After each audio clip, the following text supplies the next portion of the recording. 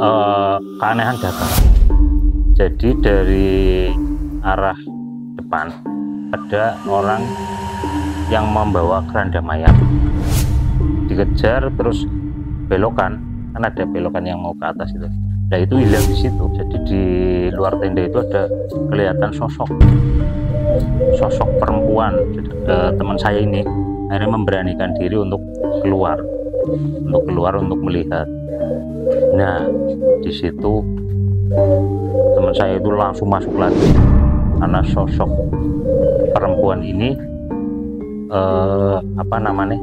jadi separuh ini kayak kena luka bakar, di separuh utuh, separuh sudah kena luka bakar ini. Assalamualaikum warahmatullahi wabarakatuh. Salam meraih. Apa kabar sedulur Gromit? Kembali lagi bersama saya Robi Panca, host Gromit Gromyah Medeni. Oke sedulur Gromit, tidak lupa saya ucapkan terima kasih kepada sedulur Gromit yang sudah menyaksikan video-video kita. Tidak lupa juga saya ingin mengingatkan, kalau kita bercerita, mendengar atau membaca kisah-kisah Medeni, mereka akan tertarik dan ikut bersama kita. Seperti biasa di episode kali ini akan ada seorang narasumber yang akan berbagi kisah Medeninya di sini. Di episode Gromit kali ini sudah ada narasumber yang sudah tidak asing lagi. Langsung saja kita sapa Mas Guntur Saketi. Guntur Saketi. Siap. Apa kabar Mas? Alhamdulillah baik Mas Robi. Ya. Masih Gojek masih? Oh masih. Itu. Oke. Ini seharian. Kisah Medeni apa ini Mas Guntur? Ini melanjutkan kisah pendakian. Kalau kemarin pendakian di Gunung Merbabu, ya kali ini masih di teman yang sama yang menceritakan, tapi di Gunung Lawu. Gunung Lawu. Iya, Gunung Lawu ini. Oke. Tahan dulu Mas Guntur Saketi. Sedulur Gromit, sebelum Mas Guntur Saketi melanjutkan kisah Medeninya di sini, jangan lupa untuk like, comment, share, dan subscribe channel ini. Monggo Mas Guntur Saketi, lanjutkan ceritanya. Sedulur Gromit, dimanapun Anda berada, kali ini kita akan ngobrol lagi terkait dengan misteri di gunung ya. Misteri di gunung, kali ini di Gunung Lawu. Pendakian ini ya Mas? Iya, ini pendakian lagi. Jadi masih temen yang kemarin, karena dia sudah di beberapa gunung. Kali ini dia bercerita tentang misteri di Gunung Lawu. Misteri pendakian di Gunung Lawu. Kebetulan teman saya ini kan memang mapala, jadi sudah melalang buana ke berbagai medan ya, termasuk ini di Gunung Lawu. Di Gunung Lawu ini teman saya ini melakukan pendakian dengan rombongan. Jadi rombongan ada sekitar 60 orang, terdiri dari anggota mapala dan juga mahasiswa umum. Ini di salah satu kampus di Solo. Ya, Solo ya? Masih di Solo ini. Awalnya mapala ini memang melakukan pendakian masalah ini untuk sekedar latihan lah ya. Ada latihan dari mapala sendiri sama mahasiswa lainnya untuk istilahnya mencoba pendakian gunung. Mungkin ada yang sudah beberapa kali mendaki, ada yang baru mendaki. Jadi memang ini pendakian santai.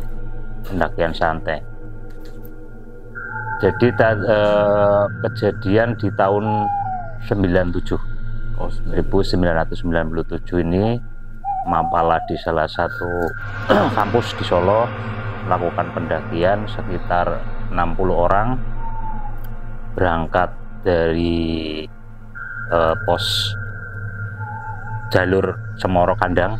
Lewatnya jalur ya, Karanganyar kali ya. Ya. Karanganyar itu berangkat dari jalur itu sekitar jam 9 pagi. Ya. Dan pagi. Kemudian rombongan ini dengan perbekalan cukup lengkap lah, karena membawa 60 orang ini akhirnya nggak terlalu kayak pendakian pada umumnya, santai lah, karena banyak pemula juga. Pemula juga di situ. Akhirnya berangkat dari melalui jalur Cemoro Kandang ini berangkat jam 9 pagi naik di situ. Memang jalurnya nggak begitu berat sih, jadi jalurnya ya sudah sering dilalui dan nggak terlalu berat lah. Banyak tangga-tangga dari sudah ada apa, ada jalurnya gitu loh. Iya. Jadi berangkat jam 9 sampai pos 1. Sampai pos 1 itu sekitar berapa jam lah? 2 jam 3 jam Lebih 1,5 jam. Ya, 1,5 jam itu ya. Itu. Kemudian di situ ngecamp.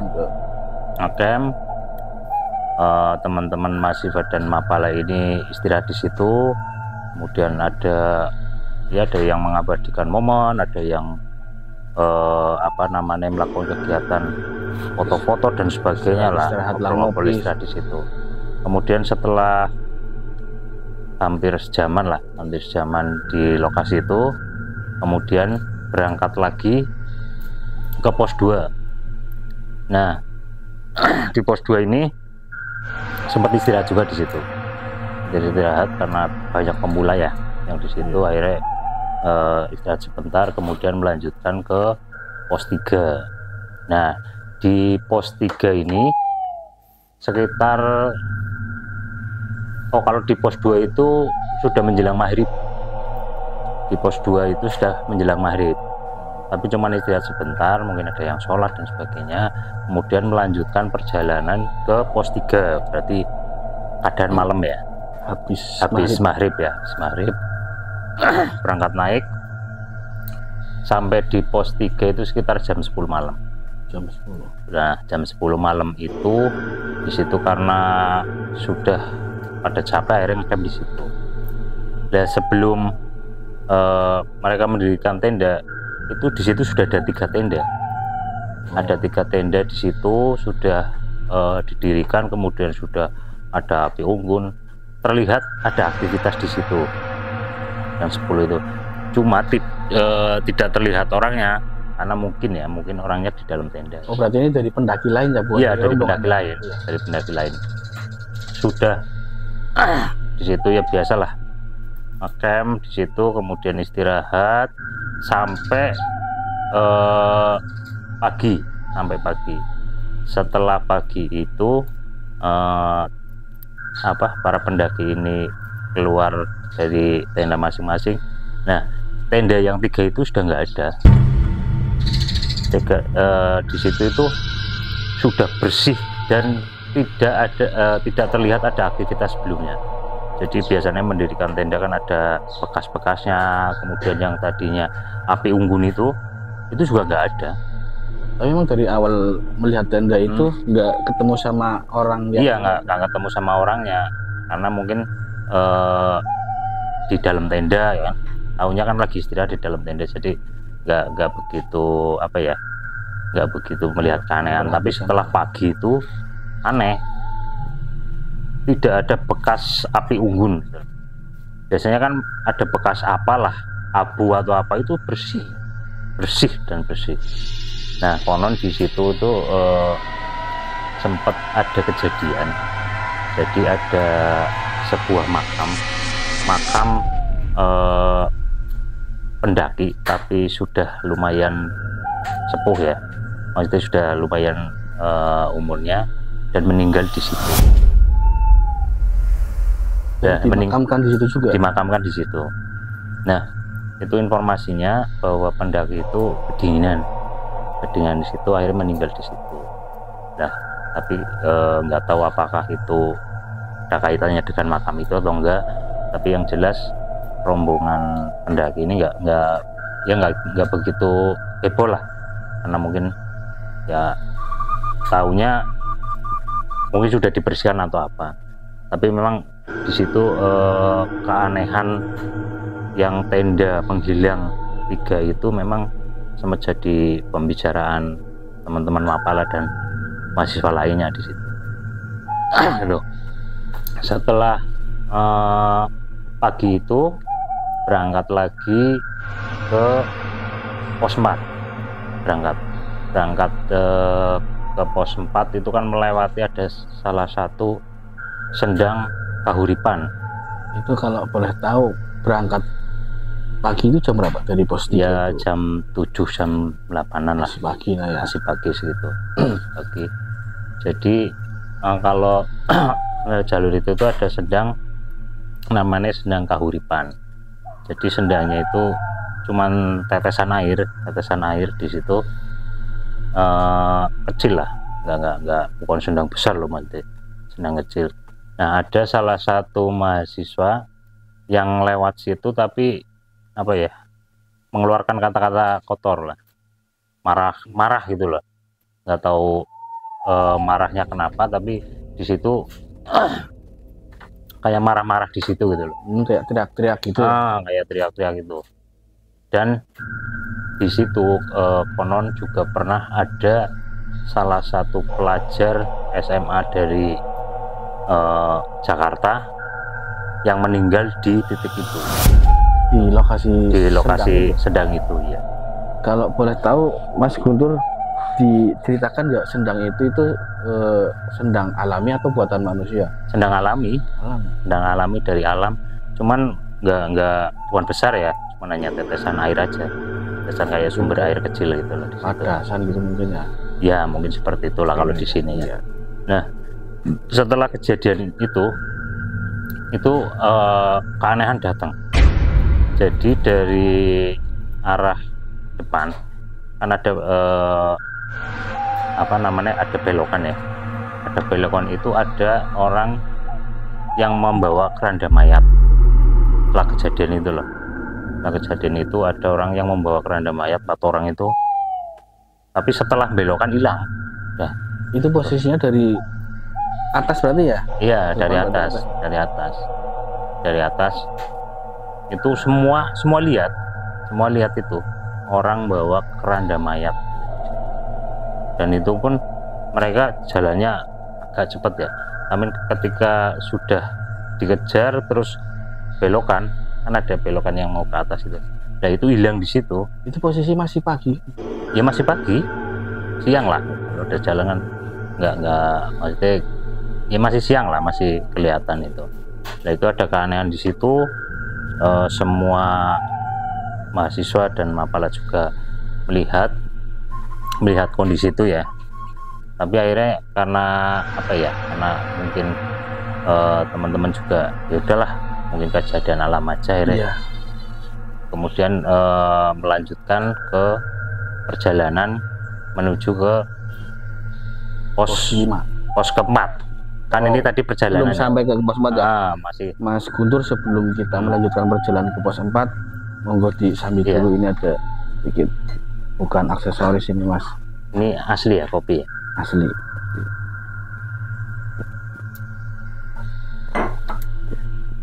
Oh, pahit Mas? Kopi dari dulu pahit Mas. Oh iya. Kecap Sambil ngorok ya? Boleh. Santai di sini Mas Guntur. Nah, kita lanjut lagi Mas. Lanjut. Itu perjalanan sampai ke pos 4. Pos 4 itu ada kayak padang ya, apa namanya, tanah lapang. Iya, tanah lapang karena seperti itulah ya, yang di sana dikenal dengan padang sabana. Iya, jadi sempat camp di situ, mendirikan tenda di situ. Itu sudah malam di situ. Oh, berarti sampai jadi sampai ke pos 4 itu malam. Nah, setelah camp di situ itu kan ya mendirikan tenda, membuat makanan dan sebagainya. Itu kan memang tanahnya agak lapang, jadi enak ya buat camp di sana, enak. Dan waktu itu memang suasana ada bulan, terang bulan, jadi nggak pakai penerangan pun kelihatan semua lah, termasuk langitnya cerah sih waktu itu.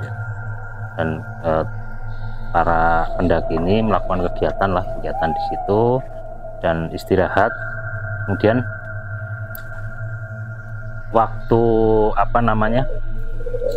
waktu sudah pada istirahat itu ada, jadi di luar tenda itu ada kelihatan sosok perempuan. Jadi kelihatannya sosok perempuan, tapi apa ya, nggak kelihatan lah kalau dari dalam ya. Iya, kalau Cuman bayang aja, bayangan itu aja, ya. bayang hitam. Iya. Tapi ada beberapa yang memang lihat sosok itu, dan kemudian teman saya ini akhirnya memberanikan diri untuk keluar untuk melihat. Nah, di situ teman saya itu langsung masuk lagi karena sosok perempuan ini apa namanya, jadi separuh ini kayak kena luka bakar, di separuh utuh, separuh sudah kena luka bakar ini. Itu posisinya berada di mana Mas Guntur? Apa di atas atau enggak, di depan tenda? Di depan tenda. Di depan tenda itu kan dikira mungkin siapa gitu, ketika keluar itu langsung dilihatkan itu. Jadi sosoknya rambut panjang, kemudian ini separuh muka ini udah luka bakar itu. Dan itu diceritakan di situ memang beberapa pendaki pernah diperlihatkan sosok ini. Nah, beberapa pendaki juga menamakan sosok ini Eva. Sosok Eva. Jadi korban kebakaran hutan Lawu tahun 98. Jadi nggak lama pendakian itu. Ya 96. Iya 96 kan, pendakian itu 97 ya. Iya. Jadi sebelumnya 96. Jadi pendakian itu sosok ini memang sering memperlihatkan ke teman-teman pendaki. Nah, sosok ini juga apa namanya, ya nggak ganggu sih ya, cuman memperlihatkan apa keberadaan Eva ini, dinamakan Eva ini. Kemudian setelah itu setelah bermalam di situ kemudian apa namanya, kembali lagi untuk melakukan perjalanan. Jadi perjalanan ke puncak ini kan, ke pos 4. Itu berarti malam itu langsung lanjut ke puncak. Lanjut ke puncak, sampai puncaknya itu udah pagi lah. Jadi di puncak Hargo Dumilah ini mereka karena merayakan, seneng ya ketika sudah nyampe puncak, apalagi yang pendaki baru ini kan. Di situ ada selfie, mengabadikan momen di situlah. Itu kemudian di lokasi puncak ini itu ada semacam gua, semacam gua, jadi dinamakan Sumur Jolotundo. Oh, Sumur Jolotundo. Jadi lubangnya berarti ke bawah, nggak ke depan itu ya? Iya, jadi lubangnya ke bawah, tapi biasanya nanti juga menyamping. Jadi lubang dulu, nanti guanya di bawah. Ya. Tuh di Sumur Jolotundo itu konon gua ini itu sampai di Keraton Solo, tapi belum ada yang mampu untuk ke sana karena kebanyakan informasinya itu kalau sudah masuk itu nggak kembali lagi. Jadi ini karena teman-teman Mapala ini penasaran, akhirnya ada 3 orang yang memberanikan diri untuk masuk situ gitu, karena mereka sudah dibekali untuk ilmu penelusuran gua ya. Iya, penelusuran gua, makanya mereka berani. Jadi udah masuk ke dalam sampai 7 meter ke dalam itu. Mereka sempat berhenti di situ, dan di bibir gua itu pun banyak kembang di situ, banyak bunga-bunga di situ, kayak mungkin buat orang namanya itu, sebagai persembahan atau apa, atau mungkin minta apa gitulah. Bukan, bunga-bunga memang dibawa untuk iya. Nah, setelah di situ sampai di 7 meter itu mereka akhirnya naik lagi karena jadi kalau yang orang-orang menganggap bahwa itu angker, di sini terpecahkan bahwa kalau semakin dalam itu ada kandungan gas yang muncul, sehingga saat dihirup mungkin orang ini nggak tahu, akhirnya ninggal di situ. Dan juga karena ini gua di bawah ya, di bawah tanah, kemungkinan juga terkena longsoran gua itu, akhirnya nggak bisa naik gitu. Jadi dengan banyaknya gua itu kan berarti kan banyak juga yang sudah masuk gitu ya. Iya, jadi mungkin dikultuskan atau apa untuk mencari apa di situ atau apa di situlah. Jadi Mas Guntur merasa agak mundur sedikit di pos 4 tadi ya. Orang yang tidak tadi di Sendang itu kabarnya? Ya sebenarnya diperlihatkan itu aja sih, kelihatan keranda itu aja. Diperlihatkan keranda kan sangat aneh ya, ketika di gunung ada orang bawa keranda kan sangat aneh. Itu terlihat jelas. Terlihat jelas, hampir semuanya ngelihat itu. Kalau yang apa namanya, yang di depan itu lihat itu. Setelah dari puncak Hargo Dumilah itu kan sudah puas lah di situ lah ya, udah foto-foto, udah yang mengabadikan momen di situ. Kemudian turun ke pos 5, kemudian turun lagi ke pos 4. Nah, dari pos 4 ke pos 3 ini itu memang ada keanehan lagi di situ. Jadi teman saya ini kan sama 4 teman lainnya, jadi 5 orang kan sebagai leader ya, jadi paling depan lah, paling depan untuk apa namanya, penunjuk jalan ya, untuk penunjuk jalan teman-teman lainnya. Nah, saat sudah mulai dari pos 4 ke pos 3 ini, dia itu kan merasa paling depan ya. Nah, setelah jalan itu berarti ternyata dia itu merasa di depan itu rombongannya malah di depan, padahal di belakang. Padahal belum tahu harusnya kan di paling depan, tapi kok kenapa rombongannya kok ada di depannya lagi? Yang seharusnya itu berada di belakangnya ya. Iya, harusnya kan rombongan ini kan harusnya ada di belakangnya, tapi ke depan. Akhirnya itu dikejar semakin cepat, kemudian di tikungan itu hilang, dikejar lagi, kelihatan lagi, sampai lari itu setiap tikungan hilang, nggak ada lagi itu loh.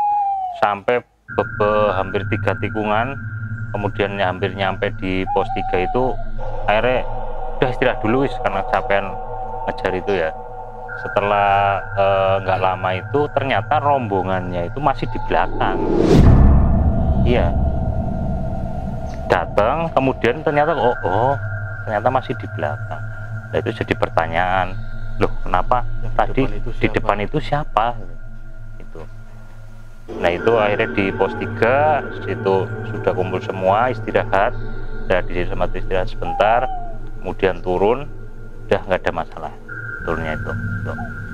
Dan semuanya alhamdulillah kondisinya sehat, tidak selamat semuanya. 60 orang itu Mas. Terima kasih Mas Guntur Saketi, cukup menarik tadi kisah pendakian di Gunung Lawu. Oke sedulur Gromit, demikian tadi kisah pendakian Gunung Lawu yang disampaikan oleh Mas Guntur Saketi. Bagi sedulur Gromit yang ingin berbagi kisah medeninya di sini, silahkan tulis di kolom komentar atau kirim email di bawah ini. Sekian episode Gromit kali ini, kami pamit undur diri. Wassalamualaikum warahmatullahi wabarakatuh. Salam Rahayu.